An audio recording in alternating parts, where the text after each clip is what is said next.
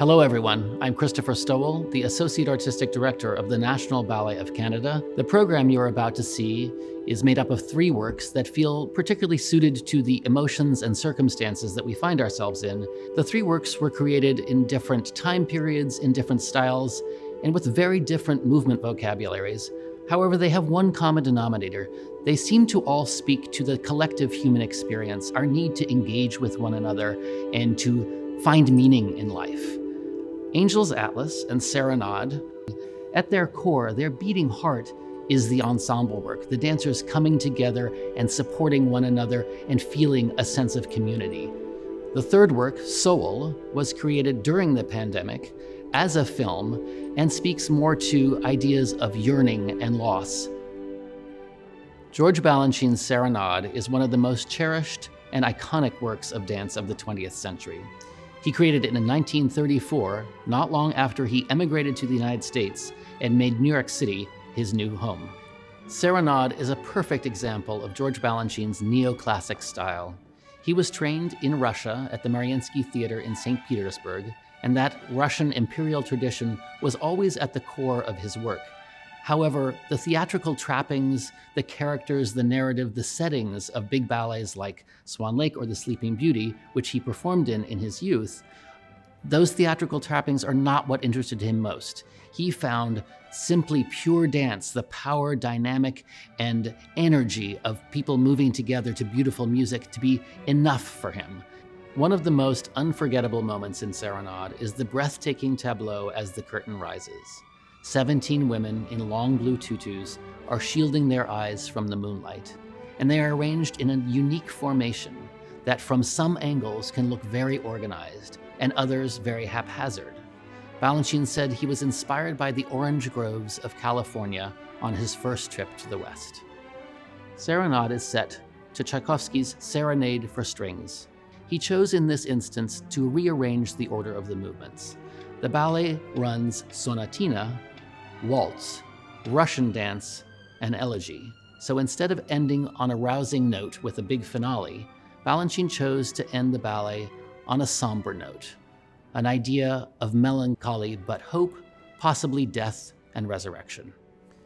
In lieu of an intermission following Serenade, we will take a pause during which we will present you with the film of Soul, a work by the Canadian choreographer Jera Wolfe, created especially for our virtual season in 2020.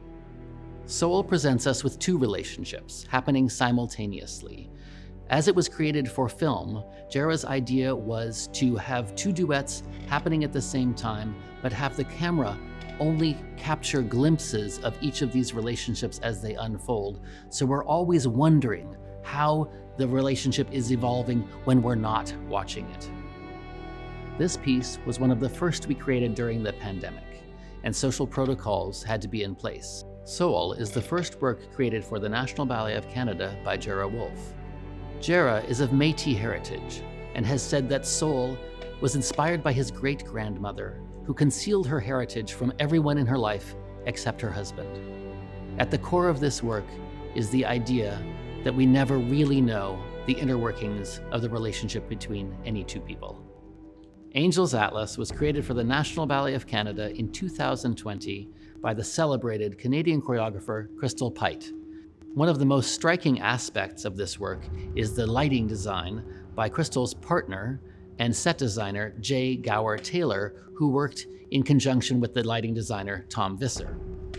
Jay developed an analog method of manipulating reflected light that produces an amazing complex effect, a shifting wall of light that feels almost painterly. Crystal was fascinated by the idea that life could be both fragile and vital, pulsing with energy and activity, but also fleeting.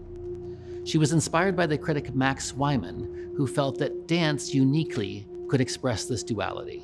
Wyman once wrote, "No other art form speaks so directly about the fragile or about the human instinct to transcend those bonds and aim for that perfect moment of self-realization." The score to Angel's Atlas features original electronic music by Owen Belton, a frequent collaborator of Crystal's. The score is full of vitality, sounds that make us think of heartbeats and voices and pulsating rhythms. Angel's Atlas was incredibly well received when we first performed it in March of 2020, just weeks before theaters had to close.